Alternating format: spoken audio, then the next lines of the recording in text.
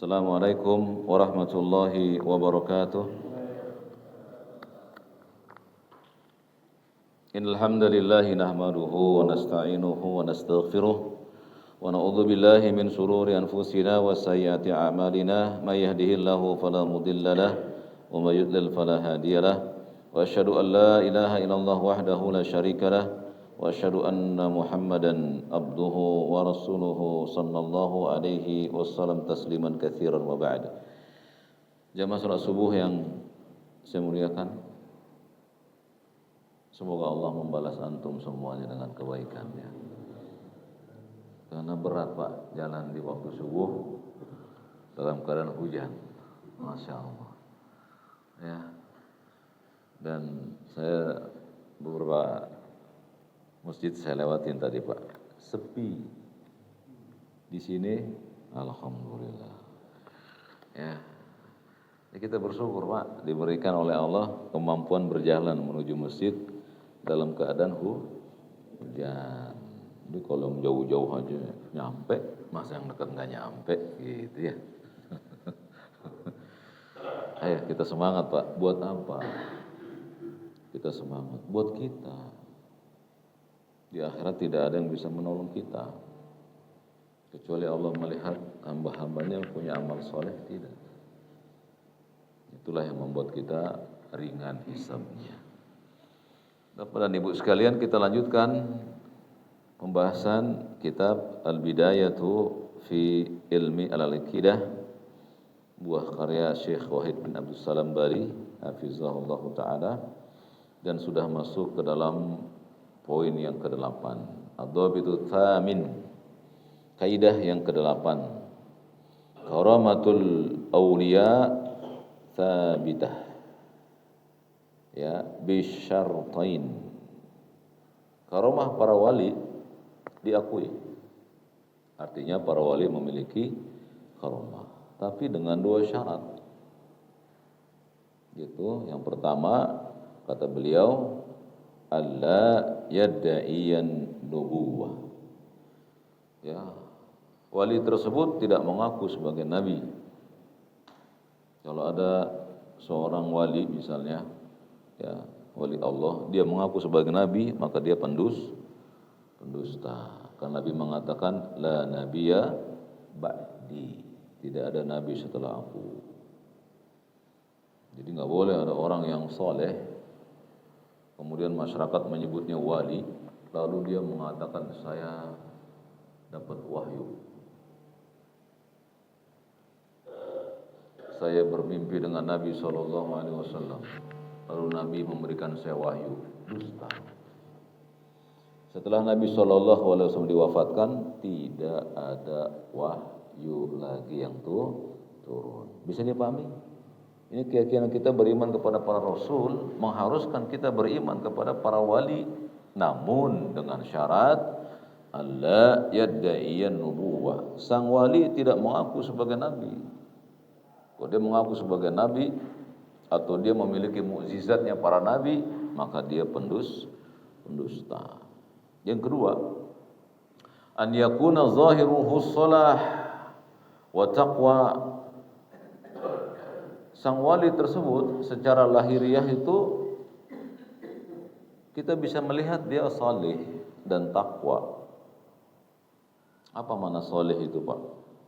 Saleh itu adalah orang yang depannya ada UST. Benar apa enggak? Saleh adalah orang depannya ada KH. Saleh adalah orang yang depannya ada Prof, DR, IR, belakangnya LC, MSC, MSG, MMM. Bukan. Ya. Jadi orang soleh itu, kata Ibnu Hajar, seorang ulama mazhab Syafi'iyah yang mensyarah hadis Bukhari, beliau berkata bahwa orang soleh itu orang yang memenuhi hak Allah. Jadi setiap panggilan Allah dipenuhi, setiap yang diharam oleh Allah dijauhi. Yang kedua, dia penuhi hak makhluk, terutama hak nabinya. Ya, dia berbuat apa yang Nabi perbuat. Dia tidak beribadah kecuali yang Nabi ibadahi. Dan dia penuhi hak manusia yang lain.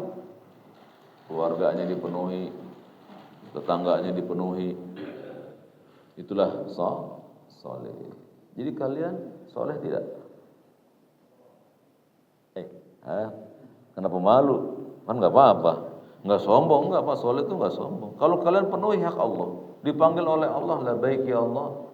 Hayya 'ala shalah, kata Pak Ismail, labbaik ya Allah, saya penuhi panggilanmu. Kemudian sebelum berangkat dilihat keluarganya. Wah, keluarga saya udah pada bangun. Baik, saya berangkat ke masjid ya. Ya, itu namanya soleh. Jadi orang soleh susah nggak nyarinya? Susah nggak nyari orang soleh? Nggak susah, nggak susah yang kita sangka. Ya, lihat aja Pak orang yang menjaga sholat 5 waktunya, berjalan ke masjid dari subuh, zuhur, asar, maghrib, isya dia jalan. Dia pulang, dia penuhi hak istri dan hak anaknya. Udah cukup bagi kita menunjukkan dia soleh. Gitu. Jadi seorang wali, pertama dia tidak mengaku dirinya sebagai nabi. Yang kedua, kesehariannya menampakkan kesolehan dan takwa. Dia takut kepada apa yang diharamkan oleh Allah. Ya.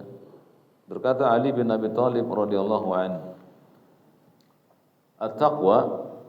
Ini Pak, kalau antum nanti ditanya sama anak antum, "Pak, takwa apa sih?" Biasa kita ngomongnya apa Pak? Mengerjakan perintah, meninggalkan larangan, kan gitu ya? Ya boleh aja sih. Tapi kalau udah ngaji jangan cuma begitu. Karena udah ngaji, upgrade dong. Dulu saya taunya begitu, sekarang nambahin. Kata Ali bin Abi Thalib radhiyallahu an, "At-taqwa al-khawfu minal jalil." Engkau takut kepada Al-Jalil. Siapa tuh Al-Jalil? Maka disebut Allahu Azza wa Jalla. Itu dia Al-Jalil. Yang maha tinggi. Engkau takut kepada yang maha tinggi. Takut. Ya, mau males, ya Allah ngelihat. Enggak enggak males ah. Ya, mau nambahin 0 di bon kosong enggak jadi ya Pak Harto ya, enggak jadi. Allah melihat. Mau nonton yang enggak beres, enggak jadi, ada Allah yang baik. Al-khawfu minal jalil. Yang kedua, wal amalu bitanzil. Engkau beramal sesuai yang diturunkan Allah. Salatnya dibagusin, takbirnya dibagusin, bacaannya dibagusin. Masa udah lama kita ngaji bacaannya enggak dibagusin, Pak? Perbagus bacaan kita kepada Allah Subhanahu wa taala, bukan kepada manusia. Ya, perbagus bacaan tajwid kalian. Jangan lagi di antara kita ada yang masih mengatakan, saya baca surat Al-Fatihah. Masih ada? Udah enggak boleh dong. Kan udah tambah usia kita. Namanya apa? Al-Fatihah atau Al-Fatihah? Baca sesuai dengan di Al-Qur'an, Al-Fatihah. Jangan dirubah hurufnya. Kalau kalian enggak mau merubah, jangan harap yang lainnya bisa berubah. Gitu. Sholatnya yang dulunya sembarangan, takbirnya misalnya ganti setinggi bahu atau setinggi telinga. Yang ada hadisnya kerjain. Bersedekah. Tidak ada 3 sedekah. 1 di atas punggung, 1 di pergelangan, 1 di lengan. Fi sadri kata Nabi, di atas dada. Jangan di pinggang. Perbaiki sholat kita. Bertambah umur, bertambah kebaikan. Terus begitu, terus sedikit demi sedikit. Jangan lagi kita mengatakan, yang penting kan sholat. Kalau dulu mungkin iya. Kalau antum sekarang udah ngaji, udah baca buku, ngapalin, udah jangan lagi begitu. Ya kan? Pak Harto punya handphone Pak. Update nggak tiap berapa kali sekali? Update Pak, baik otomatis maupun manual, iya kan? Masa kita ilmu gak diupdate? Periksa tuh ibadah kita udah update belum? Jangan-jangan saya masih pakai yang lama ini. Ganti dengan yang baru, yang benar. Gitu. Kan Allah mengatakan summa ja'alnaka 'ala syari'ati minal amr fattabi'ha wa la tattabi' ahwa'al ladzina la ya'lamun. Kami jadikan manusia semua berada di atas syariat agama. Ikuti syariat agama itu. Wala tattabi ahwa alladzina la ya'lamun. Jangan kalian ikuti hawa nafsu orang-orang yang enggak tahu. Yang enggak tahu jangan diikuti. Ya, kata Pak Agus nanya sama ke Pak Agus. Pak Agus, emang kalau baca Quran tuh bagaimana sih? Kata Pak Agus. Kata orang, aja dengerin. Kata orang, emang Quran punya orang? Quran punya siapa? Allah Subhanahu wa taala. Dia menurunkan Quran.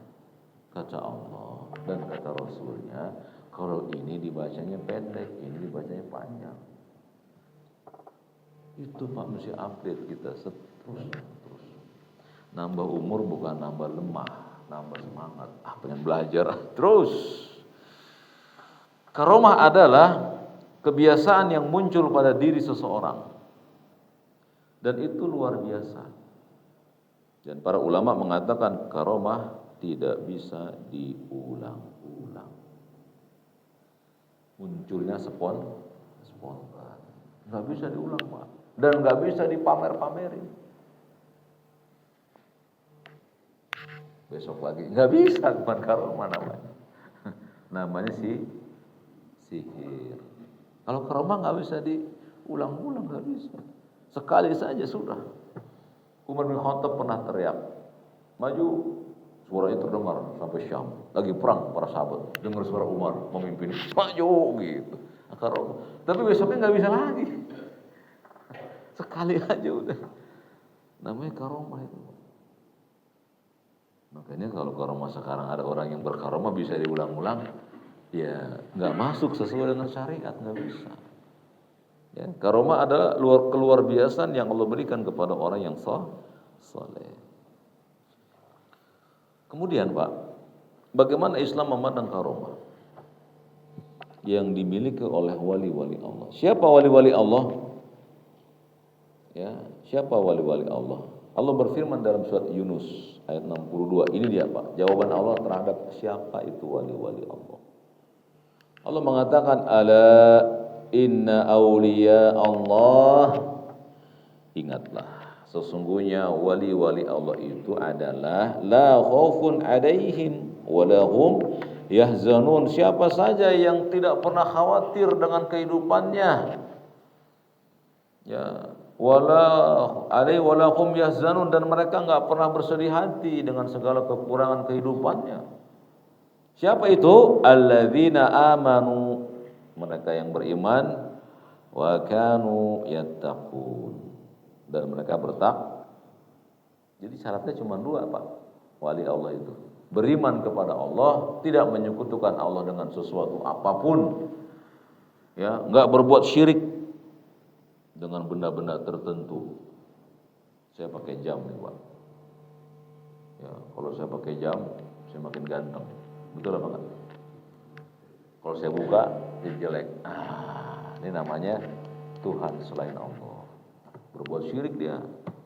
Kalau saya pakai jam tangan, saya berani sama siapa aja saya tantang semua. Kalau enggak ada, lemes. Ini namanya berbuat syirik. Orang seperti ini enggak wali. Kalau wali kelas mungkin, yang suka ngambil rapot anaknya, iya. Tapi kalau wali Allah, lah. Wali Allah adalah orang yang beriman kepada Allah, enggak berbuat syirik, wattaqun, dan dia bertakwa, takut sama Allah. Aduh, panggilan Allah nih. Azan nih. Saya lagi kerja, saya tinggalin kerjaan, serapin dulu, saya kerja, sholat. Itu namanya takwa. Yang manggil Rabbnya soalnya. Masa antum yang manggil Pak RW dandannya rapinya minta ampun Pak. Yang undang Pak Harto, ada makan-makan di rumahnya pakai minyak wangi disiram pol. Yang manggil Pak Harto presiden, bukan Pak Harto yang ini, Pak Harto Pak presiden.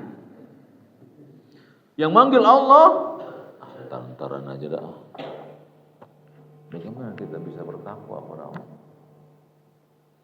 Ya, Allah manggil kita untuk hayya 'alas shalah wa hayya 'alal falah. Apa itu hayya 'alal falah? Siapa yang tahu? Mana Rian? Apa hayya 'alal falah? Allah nawarin kita, Pak, ayo menuju kemenangan, mari. Orang yang sholat itu menang, Pak, selalu. Kenapa? Dia kalahkan ngantuk, dia kalahkan hujan. Bayangkan, buat apa? Terhindar dari neraka sakor. Karena penduduk neraka sakor, masalakakum fis sakar. Ya, kata Allah, kenapa kamu masuk neraka sakor? Qalu, mereka menjawab, lam nakun minal musallin. Di dunia kami enggak salat. Hujan dikit, ya hujan dah. Allah juga tahu. Ya, emang Allah yang nurunin. Jangan begitu alasan kita. Pakai payung rumah, cuman 2 langkah aja.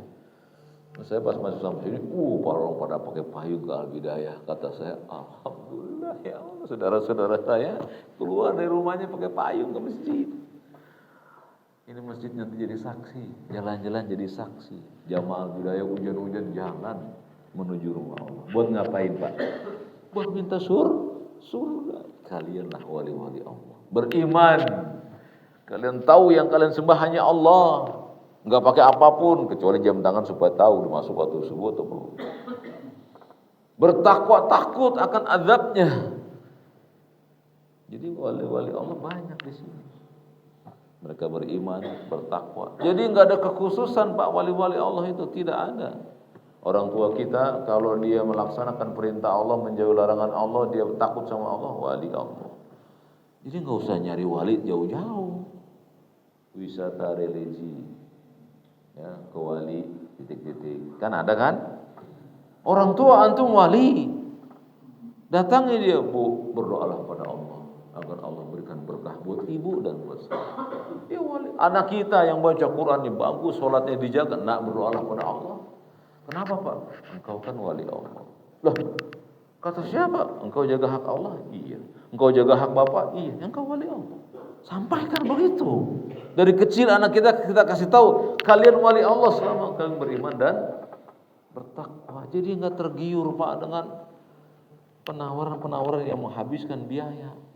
Udah rugi biaya, disiksa di akhirat. Karena menetapkan sesuatu yang Allah tidak tetapkan. Enggak boleh. Berkata Syafi'i rahimahullah, "Idza ra'aitumur rajul," jika kalian melihat seorang laki-laki yamshi 'alal ma'i, berjalan di atas air, wa yatiru fil hawa, dan bisa terbang di atas udara. Kata siapa ini? Asy-Syafi'i rahimahullah. Imam Syafi'i, Pak, mengatakan gini. Kalau kalian melihat ada orang yang bisa berjalan di atas air dan bisa terbang di atas udara, fala taghtaru bih, jangan kalian tertipu dengannya.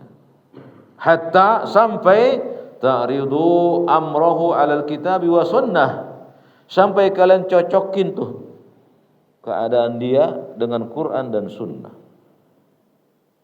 Bisa enggak Nabi berjalan di atas air? Nabi Muhammad bisa enggak?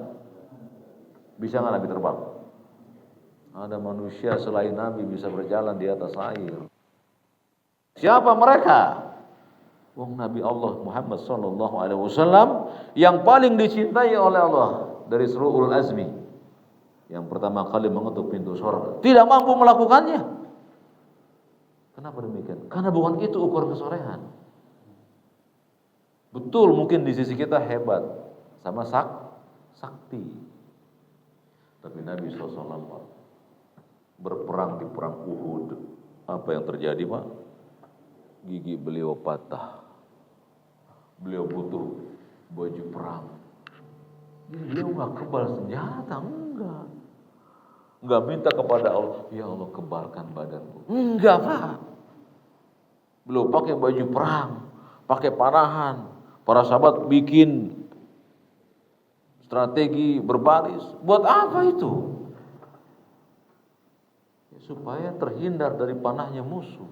Loh, kalau mereka sakti, ngapain perang? Mati, gituin aja, ya tidak? Tapi Allah nyuruh kita untuk berpikir positif.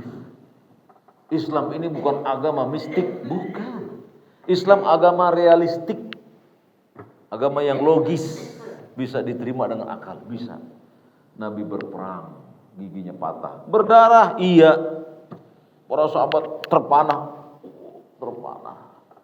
Ada nggak orang yang gugur dalam perang Badar, perang Uhud? Ada kok. Padahal mereka orang yang pertama kali memeluk Islam dari kalangan sahabat Nabi. Ya, jadi wali Allah itu bukan bisa berjalan di atas air, bisa terbang. Bukan, kata Imam Syafi'i, kalau ada orang yang bisa berjalan di atas air dan terbang di atas udara, jangan kalian tertipu dengannya. Cocokkan keadaan orang itu dengan Quran dan Sunnah.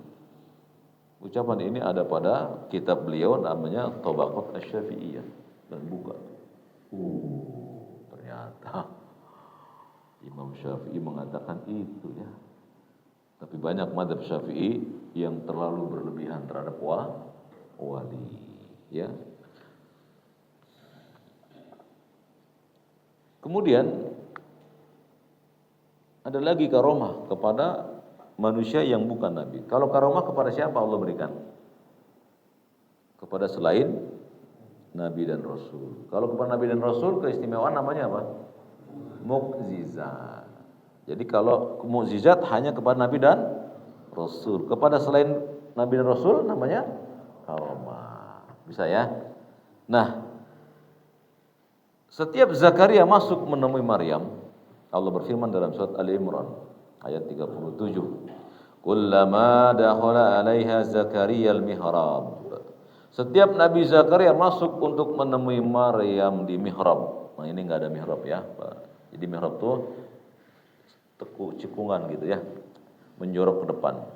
Ya kalau ini ada tembok ke sana, tembok ke sini, namanya mihrab. Jadi Nabi Zakaria masuk ke sebuah mihrab ya di rumah beliau dan terlihat padanya Maryam. Siapa Maryam? Siapa Maryam? Siapa Maryam terhadap Zakaria? Enggak. Zakaria punya anak Yahya. Zakaria punya istri namanya Isha. Isha itu dalam bahasa Injil Elizabeth. Isa. Bahasa Ibrani Isa. Nama Isa. Isa, istri Nabi Zakaria, punya kakak namanya Hana. Hana, berarti Hana itu ipar Nabi Zakaria. Hana punya suami Imran. Jadi Imran punya istri namanya Hana. Hana melahirkan Maryam. Berarti siapa tuh Maryam dengan Nabi Zakaria? Sepupu ya? Ponakan ya, ponakan. Nabi Zakaria punya istri namanya Isa. Isa punya adik atau kakak namanya Hana. Hana punya anak Maryam. Ponakan, gitu. Jadi tahu sekarang kan? Gitu ya. Jadi Nabi Zakaria punya anak Yahya. Berarti Yahya dengan Maryam sepupu. Iya gitu. Ya. Jadi Nabi Zakaria datang menemui Maryam di mihrabnya. Ya, wajada indaha rizqan. Setiap kali Nabi Zakaria menemui Maryam di mihrabnya, ada makanan tuh di sisi Maryam. Ya, selalu ada. Qala Maryam. Maka berkata Nabi Zakaria, "Ya Maryam, anna laka hadza?" Dari mana makanan ini? Qalat, berkata Maryam, "Huwa min indillah." Makanan ini dari Allah. Innallaha yarzuqu may yasha'u bighairi hisab. Sesungguhnya Allah zat yang memberikan rezeki kepada siapa yang dikehendakinya tanpa perhitungan. Maryam nabi bukan? Tidak ada nabi dari kalangan perempuan. Tapi Maryam didatangi Jibril. Makanya seorang ulama mengatakan Maryam seorang nabi, walaupun ucapannya keliru. Ya. Jadi ulama itu Pak manusia biasa, ada salahnya juga.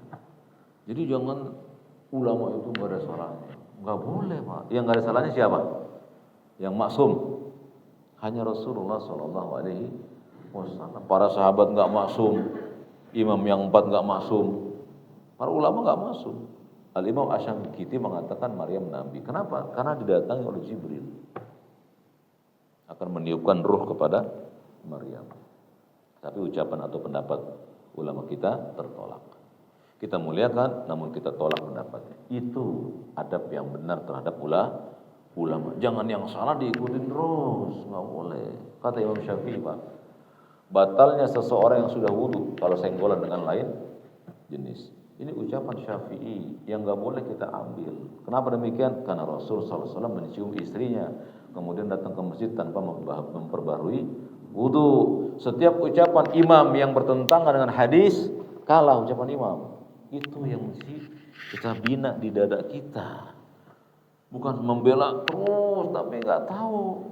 Berkata Syafi'i rahimahullah, kalau ada pendapatku dalam kitabku yang bertabrakan dengan pendapat Rasulullah, buang pendapatku ke tembok dan ambillah pendapat Rasulullah SAW. Ucapan Syafi'i begitu. Jadi nggak boleh kita berlebihan terhadap orang-orang saleh dari kalangan sahabat, dari kalangan tabi'in, tabi'in, imam yang 4, para ulama, tidak boleh. Kita muliakan mereka dengan makomnya. Ya kita cium tangannya boleh, kita cium kepalanya boleh. Boleh, silakan. Tapi sampai dibenarkan semua ucapannya, nggak boleh. Ada Nabi SAW. Makanya Pak, di alam barzah nanti yang ditanya 3 perkara. Apa coba? Siapa? Tuhanmu. Terus? Iya, nggak ditanya siapa gurumu, siapa ustadzmu, siapa kiaimu, nggak ditanya. Yang ditanya siapa nabimu. Itu bekal yang sahih bagi kita. Bahwa yang harus ada dalam dada kita, asyhadu alla ilaha illallah wa anna Muhammadur Rasulullah. Baru yang lain kita lihat cocok nggak dengan perbuatan Nabi. Kata Syafi'i, kalau engkau melihat ada orang yang berjalan di atas air, terbang di udara, cocokkan dengan Quran dan Sunnah. Kalau nggak cocok, tolak. Selesai Pak. Mudah sekali Islam itu Pak, sangat mudah. Jadi Maryam itu mendapati makanan di sisinya, itu disebut dengan karomah. Kemudian seperti Hasan Al-Basri. Ya, Hasan Al-Basri Pak pernah didatangi oleh aparat negara. Ya kayak seorang ulama pada zaman sekarang mau ditangkap lah gitu sama penguasa gitu. Ya. Ketika dicari pasukan ini nggak ada yang melihat Hasan Al-Basri. Padahal Hasan Al-Basri ada di situ duduk. Gitu. Dan nggak ada bacaannya Pak. Dulu saya masih kuliah diajarin supaya nggak bayar ongkos. Niatnya aja udah salah. Supaya nggak bayar. Dulu kan masih pakai uang koin tuh ya.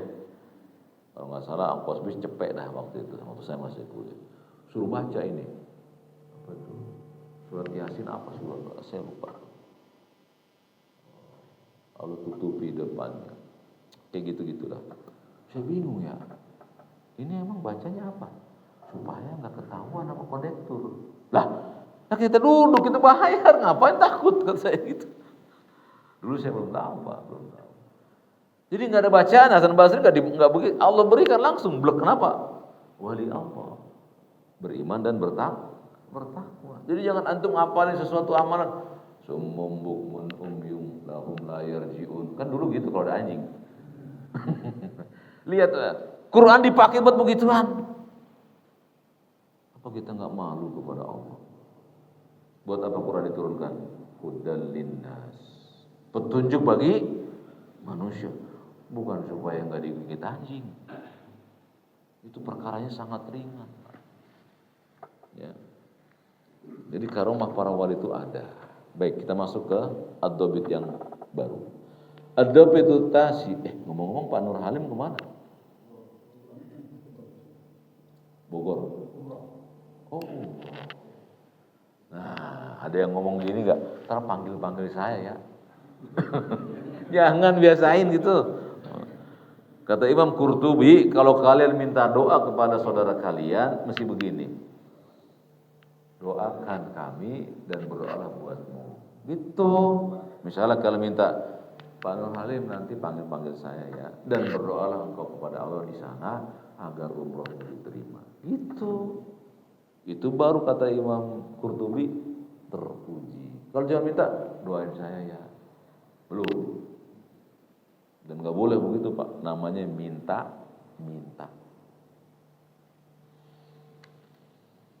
Kayaknya pada serius ini. Kenapa? Jadi kalau minta doa orang lain, minta orang itu berdoa buat kita dan doa di dirinya, gitu. Atau kita doain dia. Masa yang berangkat nggak kita doain, semoga Allah menjagamu, wahai saudaraku. Semoga Allah mabrurkan umrahmu. Gitu. Baru kita doakan saya nanti di sana ya. Saling ngasih dong. Masa kita minta mulu. Baik, yang ke-9, ad-dhabitu tasi'. Kaidah yang ke-9 di dalam beriman kepada para rasul, huququs sahabati salasah. Kaidah yang ke-9, Bapak, bahwa beriman kepada para rasul mengharuskan orang tersebut memuliakan hak para sahabat Nabi. Gitu. Hak para sahabat Nabi ada, Pak. Apa hak para sahabat? Kata beliau, salasah. Ada 3. Yang pertama, i'tiqadu fadlihim. Meyakini keutamaan mereka. Para sahabat, Pak, yang jumlahnya banyak, siapa yang paling utama? Yang paling utama dari kalangan sahabat? Hah? Umar bagiannya. Khalifah yang paling utama. Sepakat para ulama itu, Pak. Berarti yang pertama siapa? Khalifah Abu Bakar. Yang kedua Umar. Yang ketiga Utsman. Yang keempat, inilah keutamaan mereka dengan urutan yang seperti ini. Dari Nabi kesepakatan para sahabat bahwa mereka para sahabat yang utama adalah 4 ini, yang paling utama, baru yang lainnya. Ya santai saja sebenarnya, Pak. Gak usah sedih kita. Kenapa? Nabi yang mengabarkannya. Tapi ada sebagian orang gak setuju. Oh gak bisa, mestinya fulan. Gak boleh. Oh Nabi yang nyuruh kok. Kenapa sih kita gak sami'na wa ata'na? Kalau Allah dan Rasulnya kita mengabarkan sesuatu, sami'na wa ata'na. Tanggal 20, tanggal Jumat kemarin, hari apa itu? Hari liburnya? Hah? Isra Mi'raj Nabi. Apa sih oleh-oleh Isra Mi'raj? Itu terakhirnya, Pak. Sebelumnya, sebelum Allah berikan beliau perintah sholat apa? Nah ini yang gak dikupas nih. Gak pernah dikupas oleh orang-orang yang suka memperingati Isra Mi'raj, Pak. Padahal permasalahannya besarnya di sini, Pak. Ketika Nabi kabarkan dirinya diperjalankan oleh Allah, beliau kabarkan tuh kepada orang-orang musyrikin. Aku berjalan ke Baitul Maqdis dan kembali dalam waktu 1 malam. Apa kata Abu Jahal? Kita butuh 2 bulan namanya. Sebulan berjalan ke Baitul Maqdis, sebulan kembali. Maka Abu Jahal datangi Abu Bakar. Temanmu mengatakan berangkat dari Mekah ke Baitul Maqdis, balik lagi dalam waktu 1 malam. Engkau percaya? Nah, aku percaya. Kalau yang mengatakan yang Muhammad, aku benarkan. Faqad shadaqah, aku benarkan, dan dia benar. Makanya Abu Bakar disebut Abu Bakar As-Siddiq. Abu Bakar yang suka membenarkan. Itulah, Pak, oleh Isra Mi'raj terbesar. Wajib membenarkan ucapan Nabi SAW. Kok Nabi yang berucap nggak boleh kita tolak? Apa namanya sekarang? Sunnah. Ada sunnahnya dari Nabi, nggak boleh ditolak, nggak boleh. Demi ucapan manusia nggak boleh. Abu Bakar mengatakan, kalau yang mengatakan Muhammad, faqad shadaqah, sungguh dia benar dan aku benarkan dia. Ini oleh Isra Mi'raj nih yang nggak diceritain nih sama para penceramah. Karena kalau tahu dia nggak bakal ngadain Isra Mi'raj. Karena ucapan Nabi itu didahulukan, perbuatan Nabi didahulukan dari semua ucapan manusia dan perbuatan manusia. Itu Islam. Antum kan kalau sholat baca apa? Ihdina, tunjukilah kami jalannya. Apa salah satu tafsirnya? Tunjukkan kami jalannya Rasulullah dan para sahabat. Itu dia. Karena jalannya Nabi itu hakun, nggak ada yang melenceng. Minum nggak boleh pakai tangan kiri. Ya kita asal baik, bok. Ya nggak bernapas dulu, kok sampai habis luber di mana-mana, Pak. Iya. Nabi nggak gitu cara minumnya. Pakai tangan kanan, Bismillah. Setiap 3 teguk berhenti. Coba lihat, Pak. Kita lakukan tidak ini? Kita rayakan Isra Mi'raj, Maulid Nabi, tapi nggak pernah ngikutin sunnah beliau alaihi salatu wassalam. Wudunya kita nggak perhatikan wudunya, bagaimana wudunya Rasul, bagaimana berdoanya setelah wudu, bagaimana masuk ke masjid, kanan atau kiri, baca apa dibaca, kita nggak peduli dengan itu. Ya. Jadi Nabi menyuruh kita memuliakan para sahabat. Ada 3 hak para sahabat. Yang pertama, para sahabat memiliki keutamaan. Jadi Abu Bakar lebih utama dari Umar. Umar lebih utama dari Utsman, lebih utama dari, begitu seterusnya, Pak. Gitu. Kenapa Nabi tempatkan Abu Bakar pertama? Mengandung hikmah. Abu Bakar kenapa pertama? Abu Bakar sebelum masuk Islam nggak pernah menyekutukan Allah, nggak pernah. Bayangkan itu. Jadi Abu Bakar nggak pernah menyekutukan Allah sebelum datangnya Nabi Muhammad membawa Islam, nggak pernah menyekutukan Allah. 2 orang yang nggak pernah menyekutukan Allah, Muhammad dan sahabatnya Abu Bakar. Dan yang keutamaan kedua Abu Bakar punya anak. Siapa namanya? Yang perempuan. Jadi siapa tuh Aisyah? Makanya Abu Bakar siapanya Nabi? Mertuanya Nabi. Abu Bakar jadi imam sholat saat Nabi sakit. Apa ini bukan isyarat keutamaan beliau? Gitu. Kenapa beliau dipilih? Ya gitu. Beliau menemani Nabi dalam keadaan susah di gua. Ya, yang kemudian dihiasi dengan cerita yang palsu, ada laba-laba di atasnya. Ceritanya palsu. Enggak gitu cerita yang sahihnya. Tapi berdua sampai Abu Bakar disengat apa? Kalajengking demi menyelamatkan Nabi SAW. Coba lihat ya. Antum berdua sama teman antum, lu aja dah yang disengat, jangan gua. Abu Bakar enggak dibela Nabi SAW. Kadang-kadang beliau berjalan di hadapan Nabi, kadang di belakang. Kenapa Abu Bakar di depan? Aku mau lihat dulu, aman gak perjalanan. Kalau ke belakang, aku pengen menjaga Nabi dari serangan orang belakang. Coba lihat cintanya Abu Bakar kepada Nabi SAW. Makanya beliau disebut as-siddiq, orang yang selalu membenarkan Nabi SAW. Kita ikuti madhabnya Abu Bakar.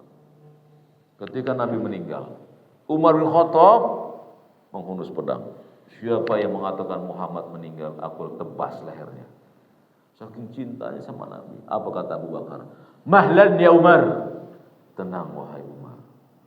Abu Bakar datang. Man kana ya'budu Muhammad. Barang siapa yang menyembah Muhammad, fa innahu qad mat. Sungguh dia telah wafat. Wa man kana ya'budu Allah. Tapi siapa yang menyembah Allah, ya fa innallaha yuhyi wa yumiit. Allah tetap hidup dan tidak pernah mati. Lihat ucapan Abu Bakar. Tauhid tuh Pak. Jadi kalau kita nyembah ustaz, dosa. Maksudnya nyembah ustaz gimana sih? Semua ucapan ustaz ini dibenarkan, walaupun salah.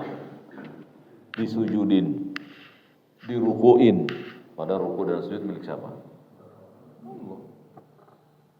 Jadi kita belajar tauhid itu Pak, bukan untuk menyombongkan diri, tidak. Agar menempatkan posisi manusia pada tempatnya. Dia bukan nabi, dia bukan rasul. Enggak ada mukjizatnya. Karomah iya. Tapi kita teliti lagi karomahnya cocok enggak dengan sabda Rasulullah sallallahu alaihi wasallam.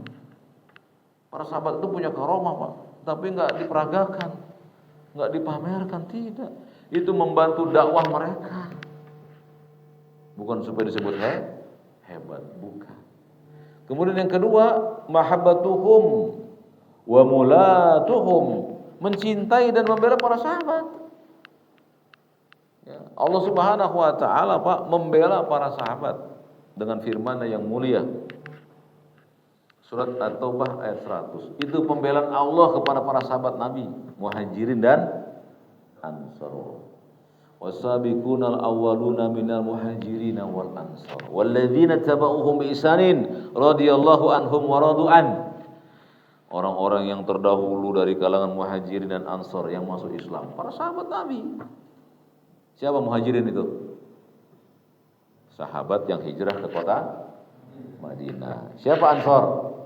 Sahabat Nabi yang menerima kaum Jirin. Mereka dipersaudarakan oleh Nabi SAW. Mereka lah yang diridhoi oleh Allah. Allah ridho pada mereka itu. Makanya saya suka sedih Pak. Ada ustadz di YouTube, bentar-bentar sahabat Nabi. Lah, kita disuruh begitu kok. Allah yang merekomendasi mereka. Ayat At-Taubah ayat 100 turun saat sahabat masih hidup. Tapi kata Allah, bagi mereka surga yang mengalir sungai-sungai di dalamnya, kekallah mereka di dalamnya, demikian kemenangan. Allah sudah merekomendasikan orang yang sukses. Siapa itu? Para sahabat dia sukses. Udah masuk surga kok. Jasad mereka masih di bumi, masih perang, masih makan. Jasadnya di bumi, tapi dijamin oleh Allah surga. Padahal belum kiamat. Kita disuruh ikuti mereka. Ketika Nabi kabarkan umat Yahudi terpecah menjadi 71 golongan. Umat Nasrani terpecah menjadi 72 golongan. Umatku terpecah menjadi 73 atau paling banyak. Kata Nabi, 72-nya terancam neraka. Satu yang selamat. Siapa mereka ya Rasulullah? Al-jamaah. Siapa itu ya Rasulullah? Ma'ana alaihi wa ashabi. Siapa saja yang berada di atas aku dan para sahabatku berada. Ucapan yang tegas. Siapa yang mencela para sahabat siap-siap kena damprat Nabi SAW. Kata beliau, la tasubbu ashabi. Jangan kamu caci maki sahabatku. Andai kata kalian semuanya berinfak dengan emas sebesar gunung Uhud, gak mampu menyaingi infak para sahabatku, walaupun mereka berinfak cuma setengah mud. Kita pakai emas pas gunung, para sahabat cuma segini, gak bisa nyamain mereka. Sahabat udah dijamin surga, antum dan saya gak ada jaminannya. Kata Nabi, ma'ana alaihi wa ashab. Itulah yang disebut ahli sunnatu wal jamaah, orang yang di atas sunnah Nabi dan di atas sunnah para sahabat Nabi. Maka Nabi mengatakan, alaikum bi sunnati wa sunnatil khulafa'ir rasyidin min ba'di min ba'di. Wajib bagi kalian ketika perpecahan datang senantiasa di atas sunnahku dan sunnah para khalifah. Siapa khalifah? Sahabat Nabi. Mau kemana lagi kita? Jadi para sahabat harus kita cintai, Pak. Kalau disebut nama Abu Bakar, kita sebut radhiyallahu anhu. Disebut Aisyah radhiyallahu anha. Terus begitu. Disebut Nabi sallallahu alaihi wasallam. Jangan bakil. Khotib lagi ceramah di Jumatan. Kita memiliki seorang nabi yang ummi yang bernama Muhammad. Antum diam aja bibirnya. Jangan, Pak. Kata malaikat, rogima anfur rajulin. Celaka. Orang yang disebut namamu, dia enggak menyebut salawat dan salam kepadamu. Kul amin. Kata malaikat, ucapan amin Muhammad. Maka Nabi mengatakan amin. Disebut nama sahabat radhiyallahu anhu. Karena Allah ridha pada mereka. Yang ketiga, al-kuffa amma syajara bainahum. Menahan diri untuk tidak merespon apa yang terjadi di antara mereka. Wa annahum mujtahidun. Ya, yaduruna bainal ajri wal ajrain. Enggak boleh Pak memperbincangkan perselisihan para sahabat. Siapa itu Pak? Ali dan Muawiyah. Enggak boleh dibahas itu Pak, di masjid-masjid enggak boleh. Ali dengan Muawiyah begini, enggak boleh dibahas. Kecuali ada yang nanya. Enggak boleh kita, karena nanti orang akan condong kepada salah satu sahabat. Dua-duanya sahabat Nabi tuh. Muawiyah sahabat Nabi bukan? Sahabat. Ali bin Abi Thalib sahabat sekaligus menantu. Tapi dua-duanya sahabat Nabi yang Nabi cintai. Tapi mereka berselisih. Enggak boleh dibahas sampai-sampai kita unggulkan satu dengan yang lain. Tidak boleh. Itu hak para sahabat. Maka tidak boleh kita katakan begini, bentar-bentar para sahabat. Lah emang mereka disuruh kok. Kita disuruh mengikuti mereka.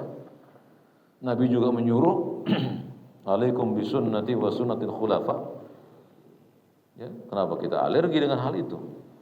Kita wajib menerima apa yang Allah dan Rasulnya melakukannya. Ya. Kemudian Nabi bersabda, khairun nasi qarni. Sebaik-baik manusia yang hidup pada zamanku. Siapa itu? Para sahabat. Hadis sahih Bukhari Muslim. Khairun nasi qarni, sebaik-baik manusia yang hidup pada zamanku. Tsummal ladzina yalunahum. Kemudian yang setelah mereka, siapa itu? Tabi'in. Tsummal ladzina yalunahum, siapa lagi? Tabi'in. Jadi sahabat tabi'in. Siapa sih tabi'in siapa, Pak? Contohnya Uwais Al-Qarni. Ya.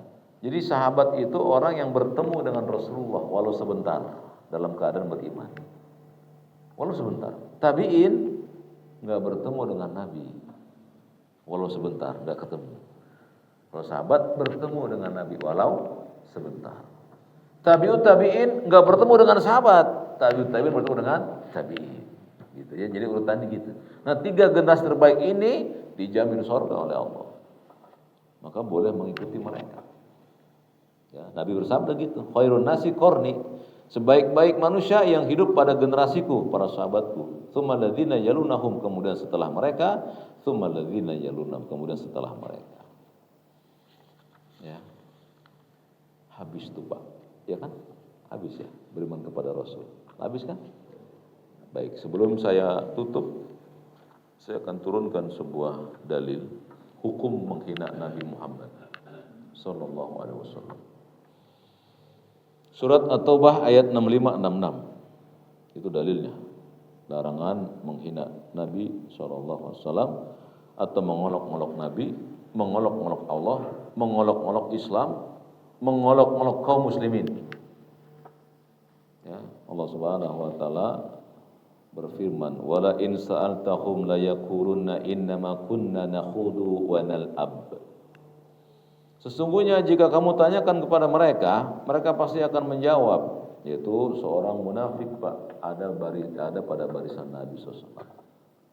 Ya. Jadi seorang ini, Pak, bilang begini, Pak, aku tidak pernah merasa heran atau aku merasa heran dengan adanya manusia ya yang perutnya kenyang, ya, suka bersantai-santai. Yang orang ini maksud adalah para sahabat Nabi pembaca Quran. Ya, maka kemudian ada seorang sahabat Nabi yang berkata kepada orang tersebut, akan aku adukan kau kepada Rasulullah. Kemudian turunlah ayat ini. Jadi orang itu mendatangi Rasulullah. Rasul sedang naik unta. Sebelum orang ini ngomong, Nabi sudah dapat wahyu bahwa orang ini nih yang mencaci maki Islam, mencela Islam. Orang ini mengatakan, sesungguhnya ya kami hanya bersenda gurau. Innama kunna nakhudu wa nal'ab. Kami hanya bersenda gurau dan bermain-main gitu, bercanda. Apa kata Allah? Qul, Muhammad katakan ini kepada orang itu. Abillahi wa ayatihi wa rasulihi kuntum tastaziun? Apakah dengan nama Allah, dengan Rasulnya kamu bercanda? Atau kamu bercanda dengan menggunakan simbol-simbol agama? Gitu. Kata Allah, ucapan ini kepada orang tersebut. La ta'tadiru, kamu enggak diberi uzur. Qad kafartum ba'da imanikum. Kamu sudah kafir setelah kamu beriman. Jadi orang yang mengolok-olok agama, Pak, mengolok Allah, mengolok Nabi, mengolok Islam, kafir hukumnya berdasarkan ayat ini. Disepakati oleh para ulama. Ya. Jadi enggak boleh ngolok-ngolok agama, enggak boleh. Dan jangan bikin bercandaan dengan agama. Misalnya antum pengen bikin orang ketawa, tapi dengan cara ceritanya tentang Quran misalnya. Enggak boleh, jangan. Ya, jangan menjadikan Allah, Rasulnya dan agamanya sebagai sarana untuk bercanda. Ya. Jadi orang itu enggak dimaafkan oleh Allah. La ta'tadiru.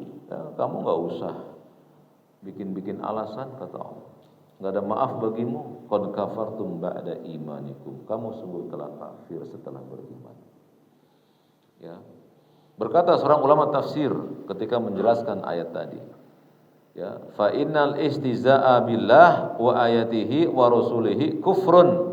Menghina Allah, ayat-ayatnya dan rasulnya adalah penyebab utama kekafiran. Mukhrijun aniddin, dia keluar dari Islam atau murtad. Karena agama li anna asladdin, karena agama mabniyun, dibangun ala ta'zimillah. Agama itu dibangun dengan dasar pengagungan kepada Allah. Wa ta'zimun dini, dan mengagungkan agama Allah. Wa rasulihi, dan memuliakan rasul-rasulnya.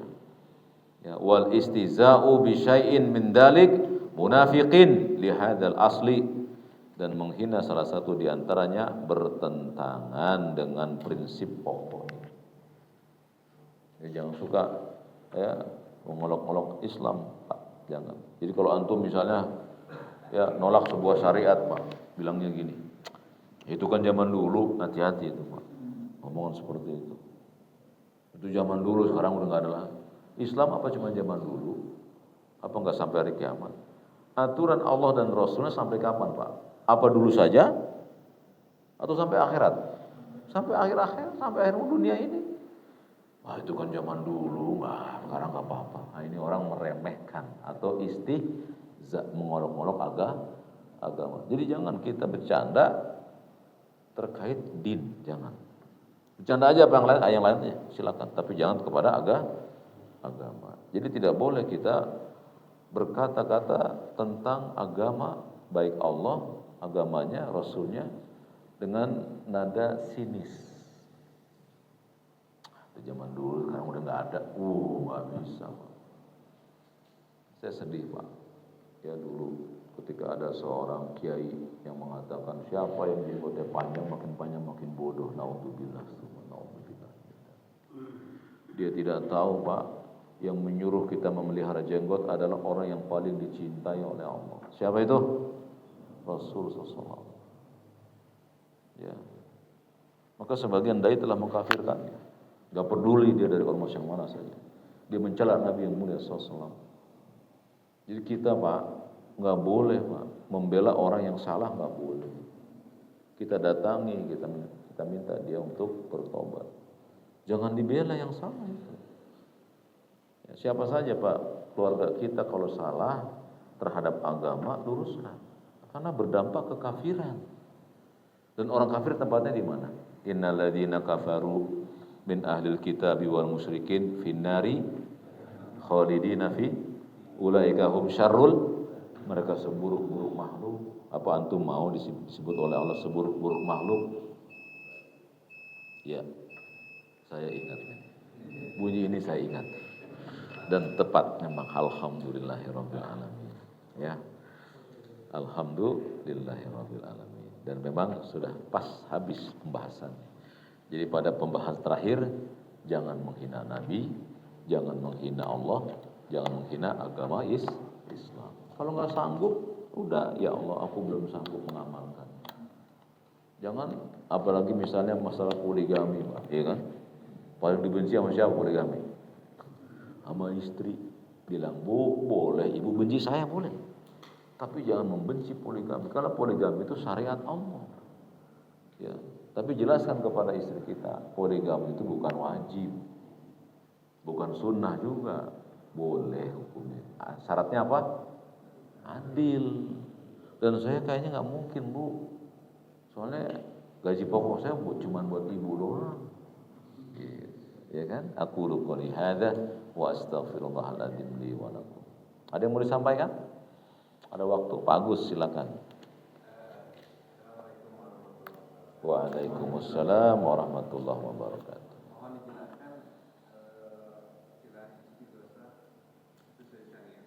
Baik. Istighosah itu bedanya apa dengan isti'anah? Isti'anah itu minta tolong kepada Allah. Iyyaka na'budu wa iyyaka nasta'in. Hanya kepadamu lah ya Allah aku beribadah, dan hanya kepadamu aku isti'anah, nasta'in. Dengan cara apa? Ya, dengan cara tangannya mengangkat dengan al-mas'alah, Kata Ibnu Abbas, ada 3 bentuk mengangkat tangan dalam berdoa. Yang pertama, al-mas'alah, yaitu tangan diletakkan setinggi pundak. Kemudian punggung tangan ke bumi, lapak tangan menuju ke atas, wajah menghadap ke arah kedua telapak. Boleh didekatkan, boleh dikasih jarak. Jadi kalau doa tuh gini Pak. Ini contoh dari Nabi SAW. Boleh dirapatkan, boleh. Boleh direnggangkan, boleh agak jauh, boleh. Tapi posisinya ini ke bawah, ini ke atas. Setinggi pundak. Jangan di bawah tuh. Begini orang malas banget kayak gitu tuh. Misalnya ya kayak Pak Fatin gitu doa. Ini tangan. Enggak sunnah Pak. Enggak sesuai Nabi Pak. Doa begini tangan. Angkat tangan kalian. Kata Nabi, sungguh Allah malu kepada hamba-hambanya yang berdoa mengangkat tangan kemudian diturunkan dia enggak dapat apa-apa. Allah malu. Yang angkat tangan itu syariat Pak. Dalam doa-doa yang harus mengangkat tangan. Namanya al-mas'alah. Nah, kalau al-ibtihal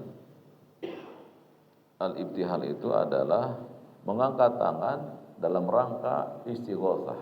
Gini Pak, kelihatan ketiaknya. Nabi itu kalau istighosah gini Pak.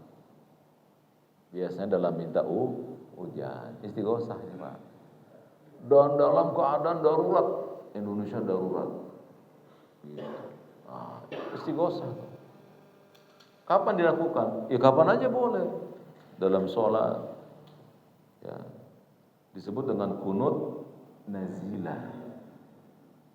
Tapi kunut nazilah doanya bukan Allahumma hadina fiman hadait, bukan, itu kunut witir.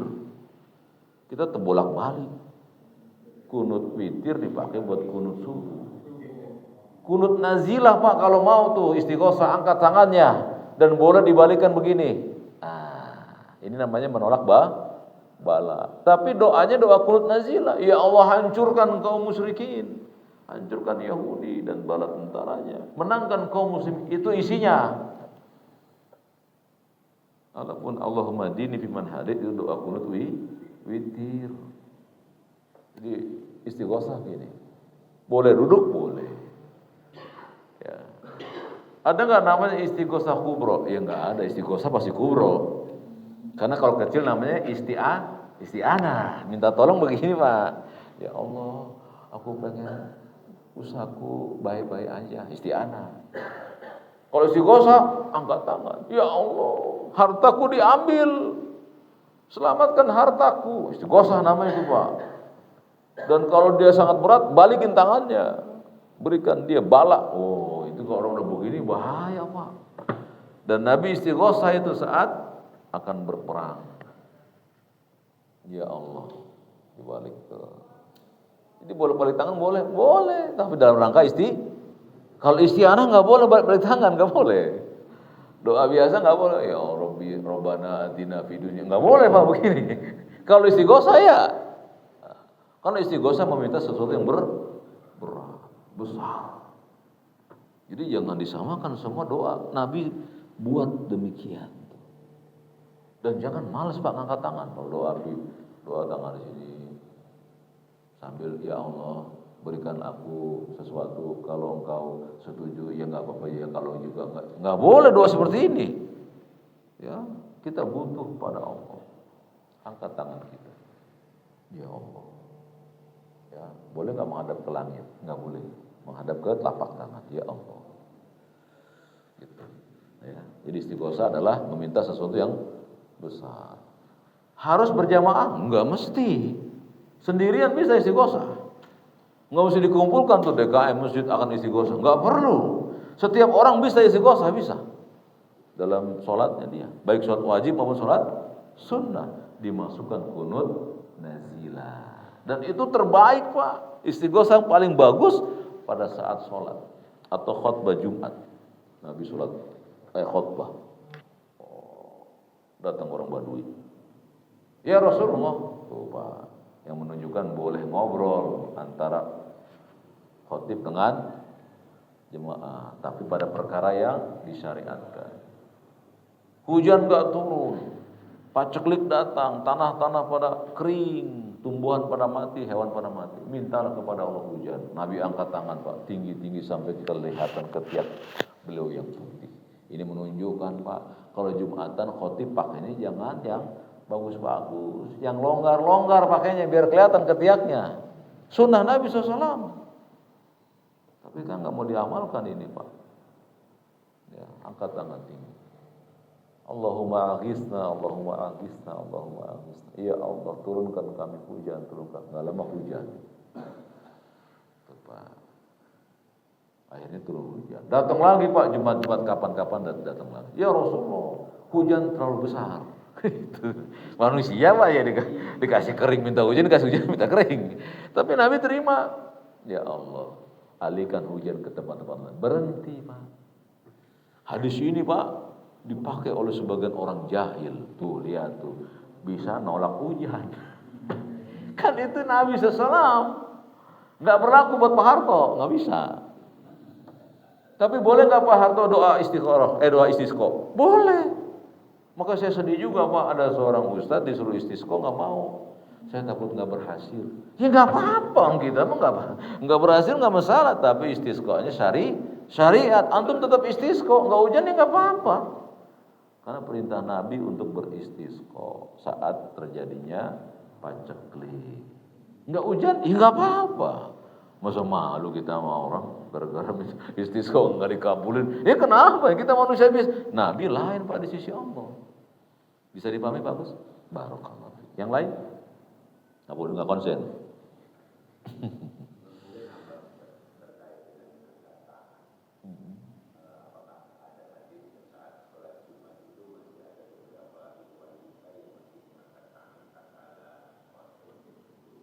Iya. Jadi Nabi SAW dilihat oleh Ibnu Abbas radhiyallahu anhu mengangkat tangan dalam 3 keadaan. Al-mas'alah tadi, ya, kemudian al-ibtihal, istighosah, dan satu lagi al-istighfar. Al-istighfar adalah mengangkat tangan saat khutbah Jumat, terutama bagi para khotib. Khotib berdoa pada Jumatan nggak boleh angkat tangan Pak, tapi begini, berisyarat dengan jari. Dan itu yang dicontoh Nabi SAW. Tapi hilang sunnah ini. Kemudian makmum pada ngaminin kan, ngangkat tangan juga. Enggak ada sunnahnya antum begitu. Enggak ada contoh dari Nabi SAW. Cari hadisnya enggak ada. Para sahabat kalau Nabi khotib mereka ngeliat ke depan, ngeliat Nabi. Jadi enggak ada nyender, bobo, apa lagi. Enggak ada. Jadi ngeliat Nabi SAW. Yang di sono-sono Pak, ngadapnya ke depan. Jadi belok semua tuh Pak. Kayak ngeriung gitu. Kalau kita kan lurus gitu ya. Iya, supaya nggak dilihat sama khotib. Soalnya kalau kelihatan bangun gitu dia tidur soalnya. Jadi ngelihat ke ada Nabi, hadapan ke Nabi. Dan Nabi SAW ketika khutbah yang kedua, setelah beliau duduk, beliau berdoa. Di antara doa yang beliau baca adalah Rabbana atina, dengan berisyarat dengan jari beliau telunjuk, seperti orang tasyahud. Apa kata seorang tabi'in Pak?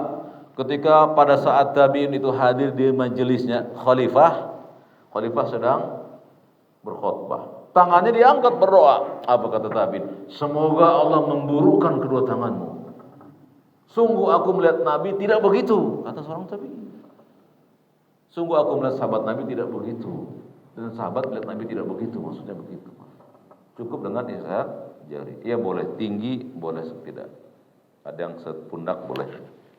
Ada yang sepinggang boleh. Dan saya kalau Jumatan begitu Pak.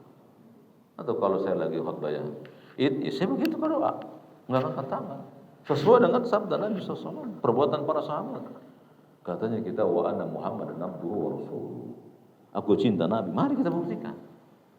Jadi para ikhwan, para khotib Jumat, kalau kalian jadi khotib jangan berdoa angkat tangan, nggak sesuai sunnah dengan berisyarat jari. Ya, angkat jari. Seperti orang tasyahud, at-tahiyyat, mubarakatuh, sholawatu thayyibah. Seperti itu Pak. Bentuknya begini. Boleh begini, yaitu jari kelingking dan jari manis dilipat, jari tengah dan jempol bersatu, atau menggenggam semuanya. Boleh begini. Ya, gini atau begini. Ini dalam berdoa saat khutbah. Bisa dipahami? Nah, habis waktu. Oh iya Pak Matin boleh. Sampai sore Pak bisa. Iya. Para makmum Pak, diam aja Pak. Bibirnya yang gerak. Aminnya boleh setiap kali doa dipanjatkan, boleh nanti akhirnya. Misal habis khotib biasanya menutupnya dengan apa Pak? Robbana atina kan ya. Tapi nggak mesti.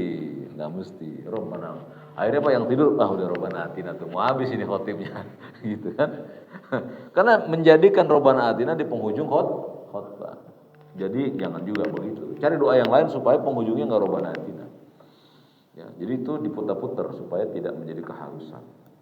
Nah, ketika Nabi berdoa dalam khutbah Jumat, para sahabat mengaminkan Pak, tapi nggak kencang-kencang.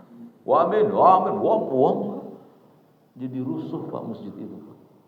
Jadi caranya cukup dengan kedengaran nggak? Nggak kan? Tapi menurut saya bergerak nggak? Bergerak. Gitu.